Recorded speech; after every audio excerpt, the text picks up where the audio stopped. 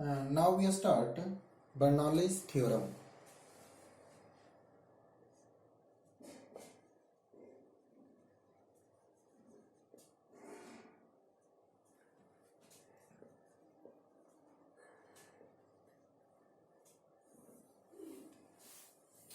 चलिए समझते हैं इसे। ये बहुत ही इम्पोर्टेंट टॉपिक होगा इस चैप्टर का, तो आइए स्टार्ट करते हैं। Bernoulli's theorem is based on the law of conservation of energy, right? इसका जो बेसिक प्रिंसिपल है वो क्या है कि कंजर्वेशन ऑफ एनर्जी पे बेस्ड है, राइट?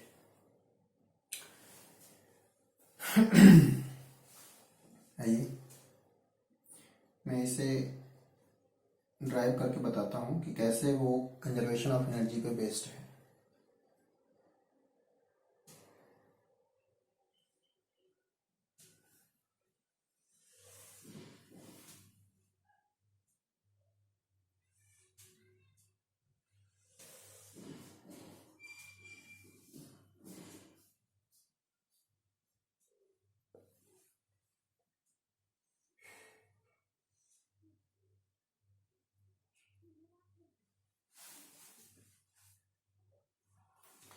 ये मैंने एक रेफरेंस लिया है जहां से इस वायरिंग क्रॉस सेक्शन के पाइप का एक जो क्रॉस सेक्शन है जहां से इन कर रही है फ्लूइड,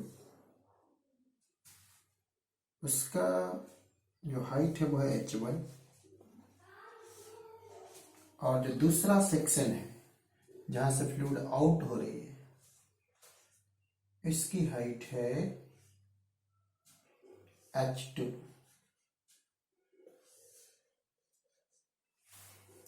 राइट? लेट की यहाँ जो फ्लूइड की वेलोसिटी है जिससे वो इन कर रही है, it is v1, and area of cross section at this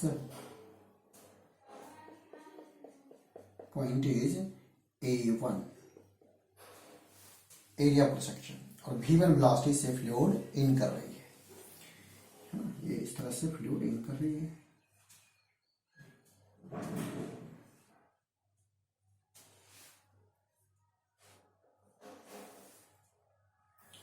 और यही फ्लूइड यहां से आउट हो रही है, और यहां जो वेलोसिटी है इसकी वो है v2, जिससे आउट हो रही है ना, दिस वेलोसिटी इज v2, ऐसा लिखता हूं मैं, v2, and this area of cross section is a2, right? अब थोड़ा इस फ्लूइड के बारे में सोचते हैं कि ये जो फ्लूइड इससे फ्लो कर रही है वो इनकम्प्रेसिबल फ्लूइड है, ठीक? हम लोग बिल्कुल बेसिक से समझेंगे कि जब ये फ्लूइड A1 क्रॉस सेक्शन पे है उस टाइम पे इसकी वेलोसिटी है v1, और जैसे जैसे इससे पास होते हुए ये A2 क्रॉस सेक्शन पे जाती है तो इसकी वेलोसिटी हो जाती है v2, चेंज हो गई है क्योंकि यहाँ पे एरिया क्रॉस सेक्शन भी चेंज हो गया है। और देखा जाए तो बॉटम से इसका जो हाइट है वो भी चेंज हो गया है, ठीक है? अगर मेरे से पूछा जाए कि t टाइम में A1 सेक्शन पे फ्लूइड कितना डिस्टेंस ट्रेवल किया, तो आंसर होगा कि v1 वेलोसिटी और t टाइम, तो v1 इंटू टी, इसको लेता हूं x1 या x लिख दूं, x1 लिख देता हूं, और ये जो x1 होगा ये कुछ और नहीं है, यहाँ x1 is equal to v1 into T. It is the distance traveled by fluid in t time at A1 cross section, v1 into t. अब इसी सेम इंटरवल ऑफ टाइम में यहां कितना डिस्टेंस ट्रेवल करती है, इसको मैं देता हूं y, x1 लिखा तो x2 लिख देता हूं, x2, and this x2 will be equal to v2 into t, क्योंकि v2 वेलोसिटी से t टाइम में ये कवर किया है, तो ये डिस्टेंस कवर होगा v2 into t। ठीक है, अब और समझिएगा, इस सेक्शन पे जो प्रेशर है ड्यू टू विच ये फ्लो कर रही है, this pressure is P1, right direction में धक्का दे रही है। ओके, इस सेक्शन पे जो प्रेशर होगा, इधर भी कुछ टैंक है या जो भी है, उसके कारण जो प्रेशर होगा, मैं अगर इस सेक्शन को कंसीडर कर रहा हूं तो वो ऐसे होगा P2, राइट। तो हमें सेक्शन 1 पे प्रेशर, एरिया पर सेक्शन, वेलोसिटी, ये 3 चीजें पता है। सेक्शन 2 पे प्रेशर, एरिया पर सेक्शन, वेलोसिटी, ये भी पता है। और हमने ये कंसीडर किया कि टी टाइम में ये जो फ्लूइड है वो x1 डिस्टेंस कवर करती है A1 सेक्शन में, और वो x1 v1 इंटू टी के इक्वल होगा। In the same way at section 2 जो डिस्टेंस कवर करेगी ये फ्लूइड, वो होगा v2 इंटू टी, जिसको मैंने x2 के इक्वल लिखा है। ठीक, अगर मैं आपसे ये बात पूछूं कि कितना फोर्स एक्ट हो रहा है दिस पॉइंट पे, फोर्स एट सेक्शन ए, तो फोर्स कितना होगा, फोर्स एट सेक्शन A1 कितना होगा, F1 लिख देता हूं, it will be pressure into area, ये हो गया force, and due to this force what is the work done on this fluid, force इतना लगा, डिस्प्लेसमेंट मैं यहां लिख देता हूं, डिस्प्लेसमेंट, डिस्प्लेसमेंट कितना, x1 is equal to v1 into T. Okay, मैं इसी सेक्शन की बात कर रहा था। तो वर्क डन कितना होगा, work done on this fluid, work done, ये वर्क डन हो जाएगा, force F D cos theta होता है, तो force F1 x1 cos theta लिखना होता है। चलिए अब मैं इसको नोट करता हूं, क्या क्या होगा, F1 P1 A1, right, x1 और थीटा कितना होगा 0, cos 0 1, तो आंसर हो गया कि वर्क डन होगा P1 A1, x1 के प्लेस पे मैं लिखता हूं V1 इंटू टी, राइट। तो इतना वर्क डन होगा इस पॉइंट पे, ये जो फ्लूइड यहां से यहां गई है ना, तो वर्क डन हो जाएगा P1 A1 V1 T, right. Fluid incompressible है, तो ऐसा नहीं है कि सिर्फ यहीं पे डिस्प्लेस हुई है, हर एक जगह का फ्लूइड डिस्प्लेस हुआ है, यानी यहां भी डिस्प्लेसमेंट हुई है, और यहां जो डिस्प्लेसमेंट हुई है वो x2 हुई है, ठीक है। ओके, इसको और थोड़ा सा मॉडिफाई कर सकते हैं एक लाइन में, कि जो W1 है P1, अब मुझे बताओ area cross section into V1 into T क्या है, लेंथ है, area cross section into length क्या होगा, वॉल्यूम, तो मैं इसको ऐसा लिखता हूं V1 प्लेस ऑफ दिस, यहां मैं लिखा हूं A1 V1 T is equal to volume, ठीक है। तो वर्क डन होगा P1 इंटू V1, ठीक है। अब मैं बात कर लेता हूं force at section 2, force at section 2 यानी कि सेक्शन A2 कितना होगा। तो A2 की अगर जो बात कर लूं तो यहां पे मैं लिखूंगा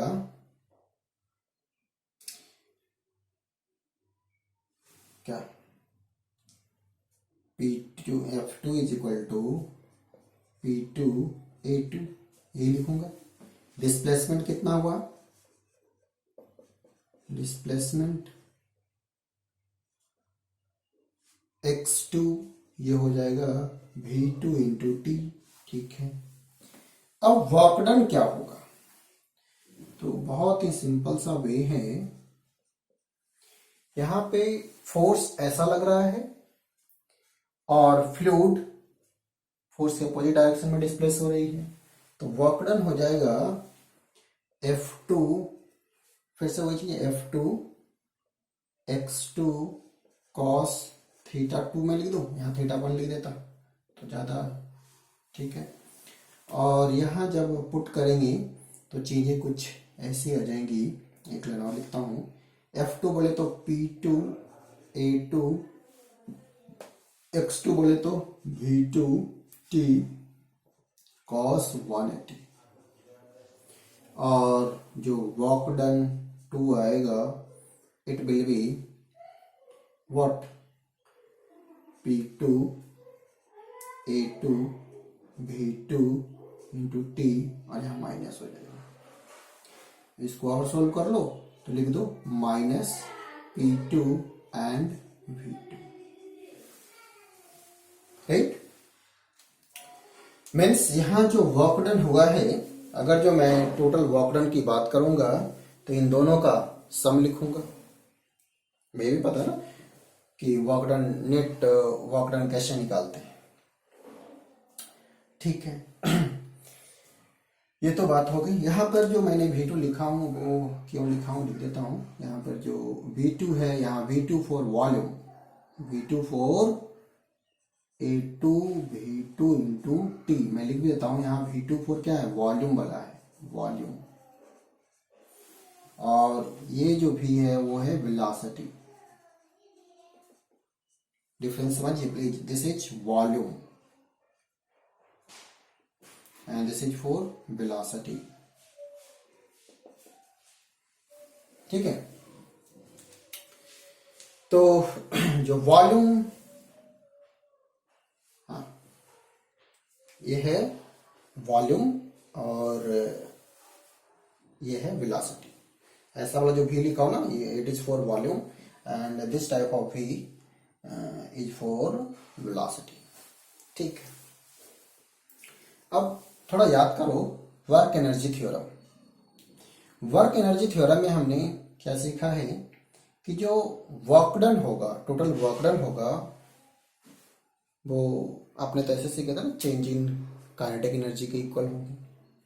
यहाँ थोड़ा सा ऐसे समझो कि जो वर्क डन हुआ है वो किस कॉस्ट पे हो रहा है, due to change in energy. तो यहाँ जो वर्क डन हुआ है वो देखो H1 हाइट था, वो H2 पे चला गया। इसकी काइनेटिक एनर्जी भी यहाँ V1 वेलोसिटी से थी, यहाँ V2 वेलोसिटी हो गई, चेंज हुई है ना। तो वो जो चेंज आया है उसी के कॉस्ट पे वर्क डन हुआ है, राइट, ऐसा समझना है। तो आप ऐसा लिख सकते हैं कि जो टोटल वर्क डन है, देखना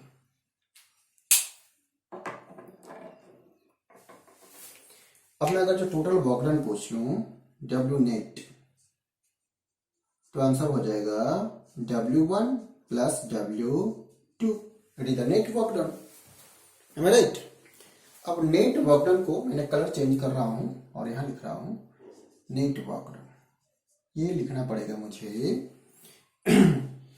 P1 V1 minus P2 V2, और इसमें कोई डाउट नहीं होनी चाहिए। यहाँ V1 फॉर वॉल्यूम, यहाँ भी V2 फॉर वॉल्यूम है। यहाँ volume flow at section 1, it is the volume flow at section 2। But ये फ्लूइड इनकम्प्रेसिबल है, तो अगर जो मैं वॉल्यूम फ्लो रेट की बात करता तो वो भी सेम होता, तो गिवन टाइम टी में जो वॉल्यूम फ्लो होगा वो भी सेम होगा। अगर हमने क्या सीखा था कि A1V1 is equal to A2V2, यहाँ देखो ना A1V1 is equal to V1 by T, यहाँ A2V2 V2 बाई टी। और हमने सीखा है कि जो फ्लो रेट होंगे वो सेम होंगे, यानी A1V1 A2V2 के इक्वल होगा। तो जाहिर सी बात है कि ये जो वॉल्यूम फ्लो है वो भी इक्वल होगा। ऐसा समझो, फ्लो रेट सेम है तो गिवन इंटरवल ऑफ टाइम में सेम वॉल्यूम फ्लो होंगे। सो V1 is equal to V2, और मैं यहां लिख दूं कि V1 is equal to V2। और ऐसा हो गया तो मैं W नेट को लिखूंगा P1 भी माइनस P2 भी, ऐसा लिख सकता हूं, क्योंकि V1 is equal to V2 is equal to मैंने V लिख दिया, राइट। अब बात करते हैं वर्क एनर्जी थ्योरम का। तो वर्क एनर्जी थ्योरम के अकॉर्डिंग अब मैं लिखता हूं using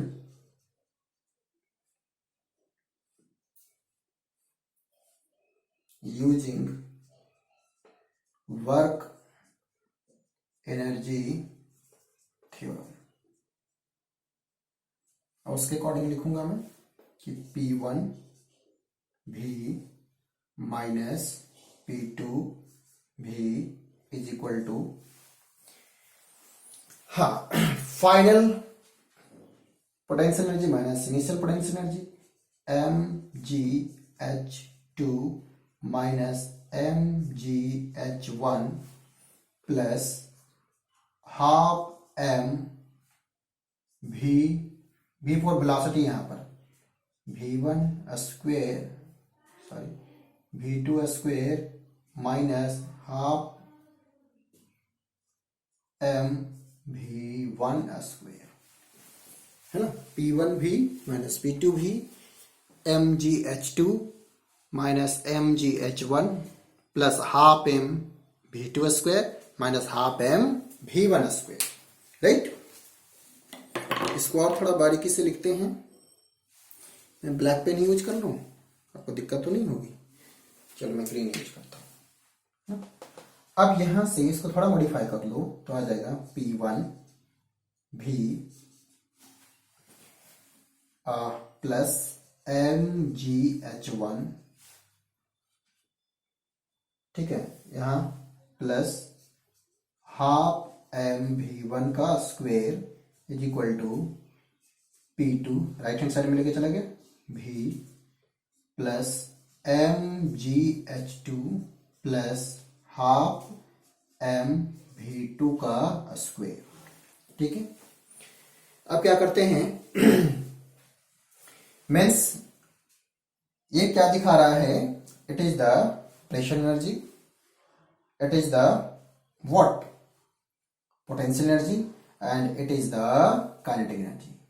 Means sum of pressure energy, potential energy and kinetic energy at section 1 is equal to sum of pressure energy, potential energy and kinetic energy at section 2. Conservation of energy भी यही हमें बताती है कि एनर्जी कंजर्व है, means किसी भी time पे आप अगर जो टोटल एनर्जी की बात करो तो वो सेम होनी चाहिए। और हमने स्टार्टिंग में डिस्कस किए कि Bernoulli's theorem based on conservation of energy, और ये किस तरह से है कि at any section sum of pressure energy, potential energy and kinetic energy is constant, या ऐसा बोल सकते हैं कि at any section sum of pressure energy, potential energy, kinetic energy is equal to sum of pressure energy, potential energy and kinetic energy at other section, है। This is for section 1, this is for section 2, ठीक है। तो आपसे कोई ये पूछे ना कि व्हाट इज बर्नौलीज थ्योरम, तो हम क्या बोलेंगे कि Bernoulli's theorem based on conservation of energy, and according to it, sum of pressure energy, potential energy, and kinetic energy is constant at any section of the flow of fluid. ठीक है? तो अब इसी को आप ऐसे भी लिख सकते हैं, मैं अगर जो पूरे में वॉल्यूम से डिवाइड कर दूं तो ये क्या हो जाएगा, बताओ, pressure energy per unit volume बन जाएगा। तो ऐसा लिख सकते हैं आप, दोनों साइड वॉल्यूम से डिवाइड कर दो, क्या बन जाएगा यहाँ पे, P1 प्लस, यहाँ देखो वॉल्यूम से डिवाइड करो तो मास अपॉन वॉल्यूम क्या होगा, डेंसिटी रो जी H1 प्लस, यहां भी डिवाइड करोगे तो हाफ रो V1 का square is equal to P2 plus rho g H2 plus half rho V2 का square, where rho is the density of fluid, rho क्या है, दिख रहा है ना आपको, where rho is the density of fluid, मैं लिख देता हूं, रो क्या है, rho is the density of fluid, density of fluid, है ना। तो किसी भी सेक्शन पे प्रेशर, ये हो गया प्रेशर, ये क्या है, pressure energy per unit volume, है ना, वॉल्यूम से डिवाइड कर दिया ना, plus potential energy plus kinetic energy. किसी दूसरे सेक्शन पे इनका सम जो होगा वो इक्वल होगा। आप ऐसे याद करो ना, आपने पढ़े थे ना कंजर्वेशन ऑफ मैकेनिकल एनर्जी, क्या उसमें सीखे थे कि sum of potential energy and kinetic energy, है ना, at any point is equal to sum of potential energy and kinetic energy at other point, वही ना, mgh1 plus half mv1 square, half mv1 square is equal to mgh2 plus half mv2 square. बिल्कुल वैसा ही है कि यहाँ पर हमें सीखना है कि sum of pressure energy, potential energy and kinetic energy remains constant. ठीक है, तो ये है बर्नौलीज थ्योरम। इसके अपने कुछ लिमिटेशंस भी हैं, ठीक है ना, इसके कुछ लिमिटेशंस भी हैं जो हमें बिल्कुल ध्यान में रखने हैं।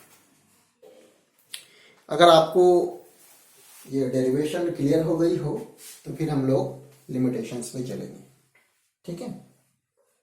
बाकी हमने जो नोट्स दिए हैं उसमें से आप बिल्कुल देख के चीजों को और भी समझ सकते हैं, ठीक है ना। हाँ, लिमिटेशंस हैं कि पहली बात तो ये कि जो फ्लो हो वो स्ट्रीम लाइन फ्लो, समझ आ रही है। पहली लिमिटेशंस क्या है कि it is valid for only a stream line flow. अगर फ्लो स्ट्रीम लाइन नहीं होगी तो ये डायरेक्टली आप अप्लाई नहीं कर सकते, मीन्स जो एनर्जी कंजर्वेशन लगा रहे हैं वो 100% ट्रू नहीं हो पाएगा, ठीक है। पहली क्या हो गई कंडीशन कि इट इज फॉर, पहला क्या लिख दूं, लिमिटेशंस, लिमिटेशंस, मैं कलर चेंज कर देता हूं।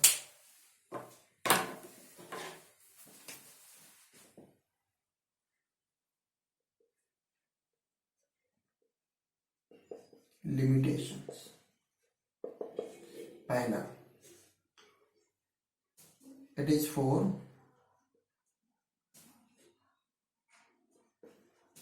a streamline flow, a streamline flow, ठीक है। दूसरा कि जो लिक्विड हो वो नॉन विस्कस हो, है ना, ये जो भी है, for non viscous fluid, non viscous fluid, fluid कैसा हो, नॉन विस्कस हो, स्ट्रीमलाइन फ्लो होनी चाहिए, और जब फ्लूइड हो वो नॉन विस्कस हो, राइट। देखो होगा क्या कि अगर ये विस्कस हुआ, देखो इसमें जो चीजें हमने क्या क्या निगलेक्ट की हैं, और देखो here viscous force is being neglected.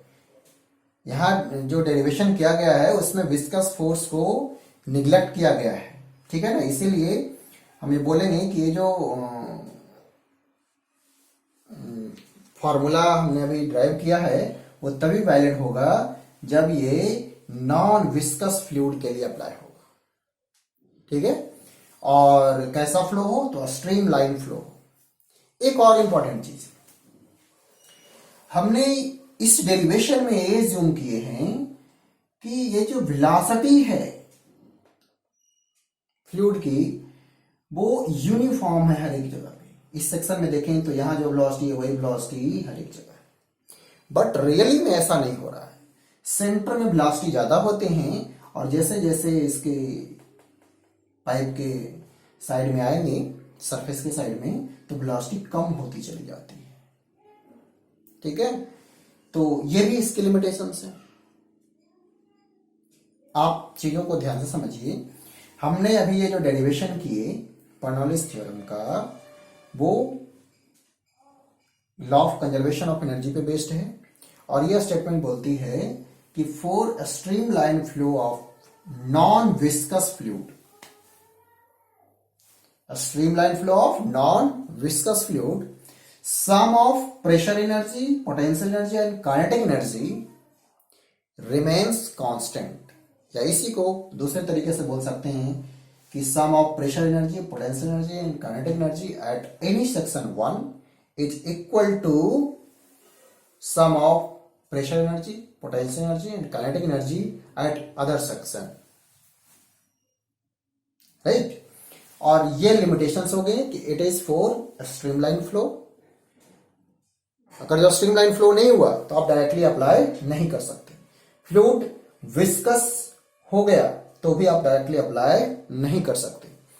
Fluid का जो फ्लो है उसमें कुछ ऐसे दिख रहे हैं चीजें कि सेंटर जो पाइप है उसका सेंटर में वेलोसिटी ज्यादा है, धीरे धीरे वेलोसिटी कम होती जा रही है, तो उस सिचुएशन में भी अप्लाई नहीं कर सकते, क्योंकि यहां ये जो डेरिवेशन किया गया है वो एज्यूम करके किया गया है कि जो फ्लूइड का फ्लो है वो बिल्कुल यूनिफॉर्म है,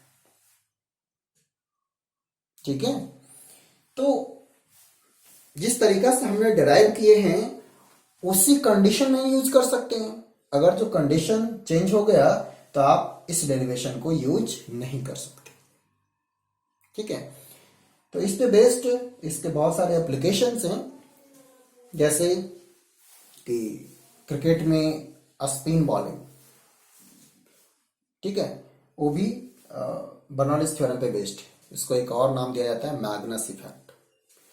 एरोप्लेन का फ्लाई करना वो भी बर्नौलीज थ्योरम के से एक्सप्लेन कर सकते हैं। एटोमाइजर जो स्प्रेयर जिसको बोलते हैं, बर्नौलीज थ्योरम पे बेस्ड है, ठीक है। तो हम लोग एक एक करके इसके एप्लीकेशंस भी सीखेंगे। ये बिल्कुल हमें जो डेरिवेशन है वो एक बार खुद से करनी है, आप नोट से भी एक बार हेल्प लेंगे, वर्ड बाय वर्ड लिखेंगे, है ना, और एक ऐसा डेरिवेशन बनाएंगे, राइट। ठीक है, आई होप आपको ये समझ आया होगा, बट फिर भी कुछ डाउट होता है तो हम लोग इसको लाइव क्लास में डिस्कस कर लेंगे, और नेक्स्ट डे हम लोग डिस्कस करेंगे इसके एप्लीकेशंस एक एक करके, ठीक है। Thank you.